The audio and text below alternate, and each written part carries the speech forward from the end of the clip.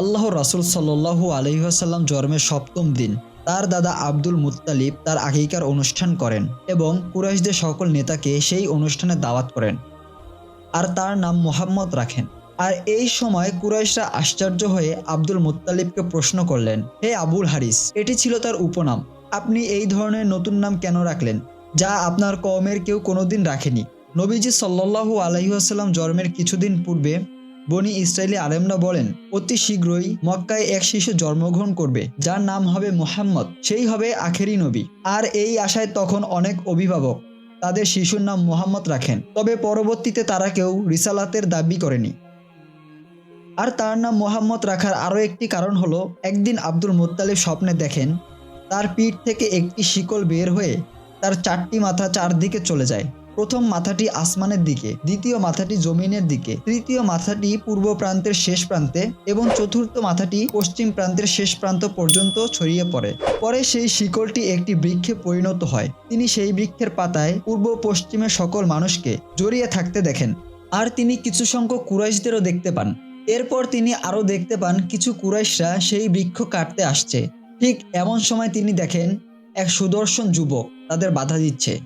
তিনি এই স্বপ্নের ব্যাখ্যা এক স্বপ্ন বিশারদকারীর কাছে জানতে চাইলে সেই স্বপ্ন বিশারদকারী তাকে বলেন, আপনার বংশে এমন এক শিশু জন্ম হবে, তার অনুসরণ পূর্ব থেকে পশ্চিম পর্যন্ত সকল লোক করবে এবং আসমান ও জমিনের সকল সৃষ্টি তার প্রশংসা করবে। আর এই জন্যই আব্দুল মুত্তালিব তার নাম মুহাম্মদ রাখেন। আর অন্যদিকে তার মাতাকেও স্বপ্নযোগে আদেশ করা হয় তার নাম মুহাম্মদ রাখার জন্য। এই কারণেই আব্দুল মুত্তালিব তার নাম মুহাম্মদ রাখেন, যেন আল্লাহর সৃষ্ট সকল জীব তার প্রশংসা করতে পারে। আল্লাহর রাসূল সাল্লাল্লাহু আলাইহি ওয়াসাল্লাম তার নিজ মাতা আমেনার দুধ মাত্র 7 দিন পান করেন। এরপর তিনি তার চাচার মুক্তকারী দাসী সুয়াইবার দুধও পান করেন। সুয়াইবা যখন রাসূলুল্লাহ সাল্লাল্লাহু আলাইহি ওয়াসাল্লামের সংবাদ তার চাচাকে জানান, তখন সেই সময় তিনি খুশি হয়ে তাকে মুক্ত করে দেন। সুয়াইবা নবীজির আপন চাচা আমির হামজাকেও দুধ পান করেন। সেই হিসেবে আমির হামজা রাসূলুল্লাহ সাল্লাল্লাহু আলাইহি ওয়াসাল্লামের দুধ ভাই। আর তৎকালীন আরব বিশ্বে সেই সময় একটি প্রথা প্রচলন ছিল, ধনী অভিজাত শ্রেণীর লোকেরা তাদের শিশু সন্তানদের লালন পালন করার জন্য মরুভূমির বেদুইনদের কাছে পাঠিয়ে দিতেন, যাতে গ্রামের নির্মল আলো বাতাসে শিশুরা বেড়ে উঠতে পারে এবং শিশুর ভাষা যাতে শুদ্ধ হয়, কেননা সেই সময় বেদুইনরা আরবে সবচেয়ে শুদ্ধভাবে কথা বলতে পারত। তেমনি বনু সাআদ ইবনে বাকার গোত্রের কাফেলা সেই বছর মক্কায় আসে এবং রাসূলুল্লাহ সাল্লাল্লাহু আলাইহি ওয়াসাল্লামের মাতা আমেনা ছোট্ট মুহাম্মদকে মা হালিমার হাতে তুলে দেন। মা হালিমার ঘরেই কেন আল্লাহ রাসূলুল্লাহ সাল্লাল্লাহু আলাইহি ওয়াসাল্লামের ভরণ পোষণের দায়িত্ব দেন। এর কারণ হলো তৎকালীন সময় বনু সাআদ গোত্রের লোকদের ভাষা সবচেয়ে স্পষ্ট এবং শুদ্ধ ছিল। আর একটি হলো আল্লাহর প্রতি মা হালিমার অগাধ বিশ্বাস, ভরসা এবং সবরের জন্য। আল্লাহর রাসূল সাল্লাল্লাহু আলাইহি ওয়াসাল্লাম যেই বছর জন্মগ্রহণ করেন, সেই বছর শুরুর কিছুদিন পূর্বে আরব বিশ্বে, বিশেষত মক্কার চারপাশের জনপদগুলোতে একটি দুর্ভিক্ষ শুরু হয়েছিল। এতে মক্কার ধনী এবং গরিব উভয় পরিবারই সংকটে পতিত হয়েছিল, তবে গরিবরা বেশি সংকটে পড়েছিল। আর ওই সময় মা হালিমার পরিবারে অভাব প্রবলভাবে দেখা দিয়েছিল। তিনি অনাহারে দিন কাটাতে লাগলেন। তার স্বামী ও তার এক ভাই মাঠে গিয়ে ঘাস কেটে সেই ঘাস বাজারে বিক্রি করে তার দ্বারা তারা একদিনে সামান্য খাবার জোগাড় করতে পারতেন। তবুও তিনি আল্লাহর প্রতি অধৈর্য হননি। তিনি সেই অবস্থাতেও আল্লাহ তাআলার ওপর ধৈর্য অবলম্বন করেন এবং শুকরিয়া জ্ঞাপন করেন। আর এমন কঠিন পরিস্থিতিতেও তিনি অন্তঃসত্ত্বা ছিলেন। ওই অবস্থায় তার জন্য অনাহারে থাকা বেশ কষ্টকর হচ্ছিল। আর যথাসময়ে তার একটি পুত্র সন্তানও ভূমিষ্ঠ হয়। ক্রমাগত অনাহারে থাকার ফলে তার স্তনের দুধ একেবারে শুকিয়ে যায়। তার পুত্র দুধ না পেয়ে প্রায় মুমূর্ষু অবস্থায় পৌঁছায়। আর এমন সময় তিনি একদিন স্বপ্নে দেখেন একটি স্বচ্ছ পানি ভর্তি পুকুর এবং সেই পুকুরের পানি হতে মেশকে সুঘ্রাণ বের হচ্ছিল। পানির রং দেখতে ছিল অবিকল দুধের মতো সাদা। আর এমন সময় এক অপরিচিত ব্যক্তি তার নিকট উপস্থিত হয়ে তাকে বললেন, তুমি এ পানি পান করো। এ পানি পান করলে তোমার দুধ বৃদ্ধি পাবে এবং তোমার শরীর সবল হবে। তিনি তার কথা মতো তাই করলেন। আর এতে করে তিনি অত্যন্ত আরামবোধ করলেন। তিনি সেই ব্যক্তির পরিচয় জানতে চাইলে সেই ব্যক্তি তাকে বলল, আমি তোমার শুকরিয়া, তুমি চরম সংকটে আল্লাহর ওপর ভরসা এবং তাওয়াক্কুল করেছ। আল্লাহ খুশি হয়ে আমাকে তোমার নিকট পাঠিয়েছে। তুমি আজকেই দেখবে তোমার স্তনে আল্লাহ তাআলা দুধ বাড়িয়ে দিয়েছেন। হঠাৎ করেই তার ঘুম ভেঙে যায়। তিনি দেখলেন আসলেই তার স্তন দুধ দ্বারা পরিপূর্ণ। তখন তিনি আল্লাহ তাআলার শুকরিয়া আদায় করেন। আর এমন এক মহিষী নারীর ঘরেই আল্লাহ তাআলা তার লালন পালনের ব্যবস্থা করেন। বানু সাআদ গোত্রের ধাত্রীরা যখন শিশু আনতে মক্কায় যাবার জন্য তৈরি হলো, তখন মা হালিমার বাহনটি ছিল অত্যন্ত দুর্বল। অন্যদিকে তার সাথে যেসব মহিলা মক্কায় যাচ্ছিল, তাদের প্রত্যেকের বাহন ছিল শক্তি সামর্থ্যযুক্ত। তার গাধাটি দ্রুত চলতে অক্ষম ছিল বিধায় তার সঙ্গীগণ তাকে পেছনে ফেলে আগে আগে মক্কায় চলে যায়। তিনি মক্কায় পৌঁছে দেখতে পান তার সঙ্গীগণ একটি ইয়েতিম শিশু বাদে বাকি সব শিশু নিয়ে চলে গেছেন। তিনি আর তার স্বামী বহু খোঁজাখুঁজি করেও কোনো ধনী সন্তান পেলেন না। আর অপরদিকে ফেরারও সময় হয়ে যাচ্ছে, আর খালি হাতে ফেরা তার জন্য কষ্টকর। তাই তিনি ইয়াতিম শিশু মোহাম্মদকে নিতে রাজি হলেন। আর মোহাম্মদ সাল্লাল্লাহু আলাইহি ওয়াসাল্লামের অভিভাবকরা তাকে নেয়ার জন্য তাদের কাছে অনুরোধ করলে তারা তাকে নিতে রাজি হননি, কেননা তিনি ছিলেন ইয়াতিম শিশু। ইয়াতিম শিশু লালন পালনের বিনিময়ে বেশি কিছু পাওয়া যায় না। অপরদিকে মা হালিমা আল্লাহর বারাকা লাভের আশায় শিশু মোহাম্মদকে লালন পালনের দায়িত্ব নেন। তবে মা হালিমা সাদিয়া আরও বলেন, আমার সঙ্গে যারা মক্কায় শিশু নিতে এসেছিল তাদের প্রত্যেককেই শিশু মোহাম্মদ সাল্লাল্লাহু আলাইহি ওয়াসাল্লামকে নেয়ার জন্য তার গার্জিয়ানরা অনুরোধ করেছিলেন, কিন্তু তিনি ইয়েতিম বলে কেউই তাকে নিতে রাজি হলেন না। সকলের শেষে যখন আমি মক্কায় পৌঁছালাম, তখন অন্য কোনো শিশু পেলাম না। তখন আমার স্বামীকে বললাম, অন্য যখন কোনো শিশু পেলাম না, তখন খালি হাতে ফিরে না গিয়ে একেই নিয়ে যাই। বিশেষত আমার নিকট এই শিশুটি খুব ভালো মনে হচ্ছে। আমার স্বামীকে আমি এই কথা বলে যখন এই শিশুটিকে নেবার জন্য তার নিকট গেলাম, তখন তিনি দুধ অপেক্ষা অধিক সাদা বর্ণের একখণ্ড পশমি কাপড়ে পেঁচানো অবস্থায় ছিলেন। আর আমি অনুভব করলাম তার অঙ্গ প্রত্যঙ্গ হতে মনোমুগ্ধকর সুঘ্রাণ বের হচ্ছে। সেই সময় তিনি সাদা রেশমি বিছানায় চিত অবস্থায় শুয়েছিলেন। ওই উজ্জ্বল নুরানি চেহারার অপূর্ব সৌন্দর্য দেখে তার প্রতি আমার আন্তরিক আকর্ষণ এবং স্নেহ জেগে উঠল। তার ঘুম ভাঙাবার জন্য আমি অত্যন্ত আলতোভাবে আমার ডান হাতখানা তার বক্ষদেশে স্থাপন করলাম। আমার হাতের এই মৃদু স্পর্শে তিনি জাগ্রত হলেন এবং আমার দিকে দৃষ্টিপাত করে মৃদু হাসি দিলেন।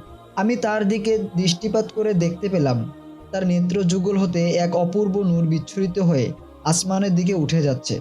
তখন আমি নীরব নিস্তব্ধভাবে শুধু তার দিকে তাকিয়ে রইলাম।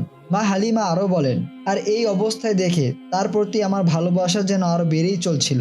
আমি তার মায়ায় বিভোর হয়ে তার ললাটে চুম্বন করলাম। এরপর আমার ডান স্তনটি তার মুখে পুরে দিলাম। আল্লাহ তাআলার অশেষ কৃপায় আমার স্তনটি দুধে পরিপূর্ণ হয়ে গিয়েছিল। তিনি তার ইচ্ছা অনুযায়ী তা হতে দুধ পান করলেন। এরপর আমি তাকে আমার বাম স্তনটি দিলে তিনি মুখ ফিরিয়ে রাখলেন। আর এইবার কাফেলার ফিরে যাওয়ার পালা। আর মা হালিমা যখন ওই ভাগ্যবান শিশুটিকে নিয়ে তিনি তার দুর্বল গাধার উপর আরোহণ করলেন, আর আল্লাহ রব্বুল আলামিনের অশেষ রহমতে তার সেই দুর্বল গাধাটি বলিষ্ঠ হয়ে উঠল এবং দ্রুত বেগে সবার আগে চলতে শুরু করলো। যাকে আগে চাবুক মেরে চালাতে হতো, সে এখন বিদ্যুৎ গতি সম্পূর্ণ। সে কোনো ক্রমেই থামতে চায় না। এর কারণ হলো সে এখন একজন নবীর বাহনে পরিণত হয়েছে। তখন মা হালিমার সঙ্গী বাকি স্ত্রীলোক তাকে জিজ্ঞেস করলেন, হালিমা, তোমার এটা কি সাওয়ারি? আল্লাহর কসম, এখন তো তোমার মর্যাদাই আলাদা। আর এইভাবে অবশেষে মা হালিমা রাসূলুল্লাহ সাল্লাল্লাহু আলাইহি ওয়াসাল্লামকে নিয়ে বনু সাআদ গোত্রে পৌঁছলেন। আর সেই সময় বনু সাআদ গোত্র যে জায়গায় ছিল, সেই জায়গাটা অধিক দুর্ভিক্ষ জনিত এলাকা ছিল। তিনি বাড়িতে পৌঁছে দেখতে পেলেন তার দুর্বল বকরিগুলো বলিষ্ঠ এবং হৃষ্টপুষ্ট হয়ে যেছে। প্রত্যেকটি বকরির বাটেই দুধে পরিপূর্ণ। এতে তিনি অত্যন্ত বিস্ময় বোধ করলেন, কারণ মক্কায় রওনা হবার সময় এরা একেবারে অর্ধমৃত অবস্থায় ছিল। আর অল্প সময়ের ব্যবধানে এরূপ পরিবর্তন কিভাবে সম্ভব হলো? হালিমার বকরিগুলো এত বেশি পরিমাণ দুধ দিতে লাগলো যে তা দেখে তার প্রতিবেশীগণ আশ্চর্য হয়ে গেলেন। আর তারা বিবি হালিমার কাছে এর কারণ জিজ্ঞেস করলে তিনি কোনো কিছু জবাব না দিয়েই নীরব থাকলেন। আর মা হালিমার স্বামী যখন উটের দুধ দোহান করতে গেলেন, তখন তিনি দেখতে পেলেন উটের স্তনগুলোও পরিপূর্ণ। তিনি বলেন, আমি আর আমার স্বামী দুধ পান করে পরিতৃপ্ত হলাম। রাত্রিটি আমাদের জন্য খুব আরামে কাটলো। সকাল হলে আমার স্বামী আমাকে বলল, ওহে হালিমা, বুঝে নাও, আল্লাহর কসম, তুমি এক ভাগ্যবান সন্তান গ্রহণ করেছ। আর মা হালিমা আরও বলেন, আল্লাহ তাআলা এইভাবে আমাদের প্রতি কল্যাণ এবং বরকত প্রদর্শন করতে থাকেন, আর আমরা তা প্রত্যক্ষ করতে থাকি। আর এইভাবে যখন 2 বছর পরিপূর্ণ হলো, তখন আমি তাকে দুধ ছাড়ালাম।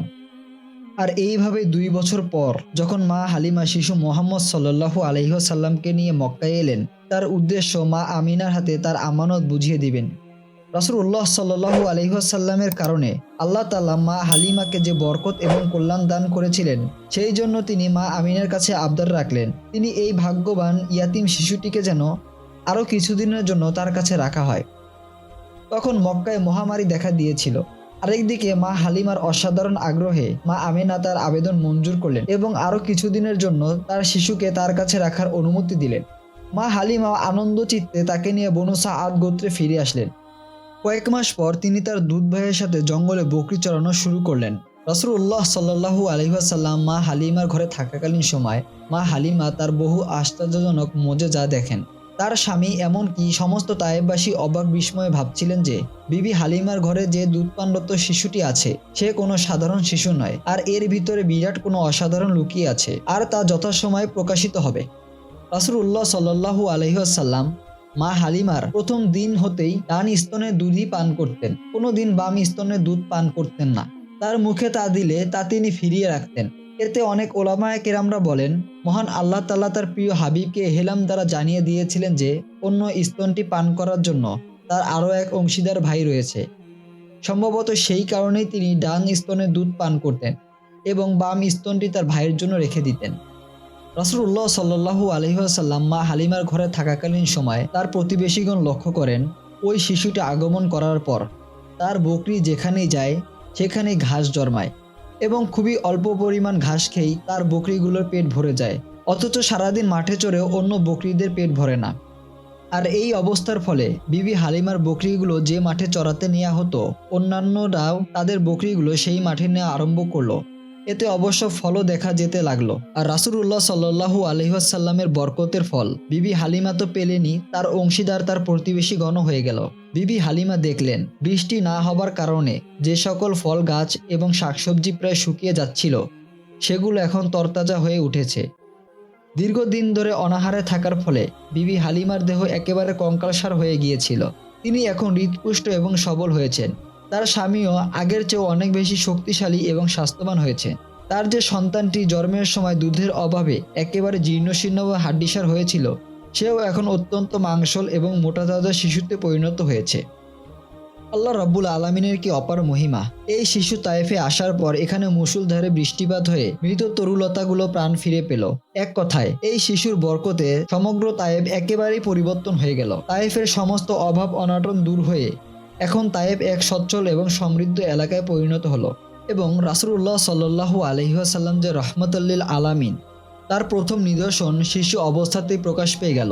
বিবি হালিমা আরও বলেন, আমি শিশু নবী হজরত মুহাম্মদ সাল্লাল্লাহু আলাইহি ওয়াসাল্লামকে যতদিন লালন পালন করেছি তার মধ্যে একটি দিনও তিনি বিছানায় বা আমার কাপড়ে প্রস্রাব পায়খানা করেননি।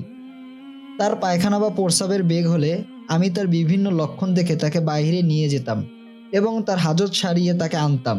আর একটা বিশেষ লক্ষণীয় বস্তু ছিল, তার মলমূত্রে কোনো প্রকার দুর্গন্ধ ছিল না। তার চেয়েও আশ্চর্যজনক ব্যাপার হচ্ছেন তিনি যখন মাটিতে প্রস্রাব বা পায়খানা করতেন তখন সঙ্গে সঙ্গে তা অদৃশ্য হয়ে যেত। মা হালিমা আস-সাদিয়া আরও বলেন, শিশু নবী হজরত মুহাম্মদ সাল্লাল্লাহু আলাইহি ওয়াসাল্লাম সর্বপ্রথম যেদিন তার পবিত্র জবানে বাক্য উচ্চারণ করেন সেই বাক্যটি ছিল আল্লাহু আকবার। এই বাক্য উচ্চারণকালে তার নিকটে যারা উপস্থিত ছিল তারা সকলেই অবাক বিস্ময়ে চেয়ে রইল। বিবি হালিমা আরও বলেন, শিশু নবী হজরত মুহাম্মদ সাল্লাল্লাহু আলাইহি ওয়াসাল্লামের ভিতরে আমি পরম আশ্চর্যজনক আরও একটি বিষয় লক্ষ্য করলাম। অন্যান্য অধিক এবং বলিষ্ঠ বালকগণও এক মাসে যতখানি না বলিষ্ঠ এবং বর্ধিত হয়, হজরত মুহাম্মদ সাল্লাল্লাহু আলাইহি ওয়াসাল্লাম মাত্র 2-1 দিনেই ততখানি বলিষ্ঠ এবং বর্ধিত হচ্ছিলেন। মোট কথায় তার মধ্যে এইসব অলৌকিক নিদর্শন দেখে আমি এই ব্যাপারে একেবারে সুনিশ্চিত ছিলাম তার মধ্যে ভবিষ্যতে অনেক কিছু সম্ভাবনা লুকিয়ে আছে।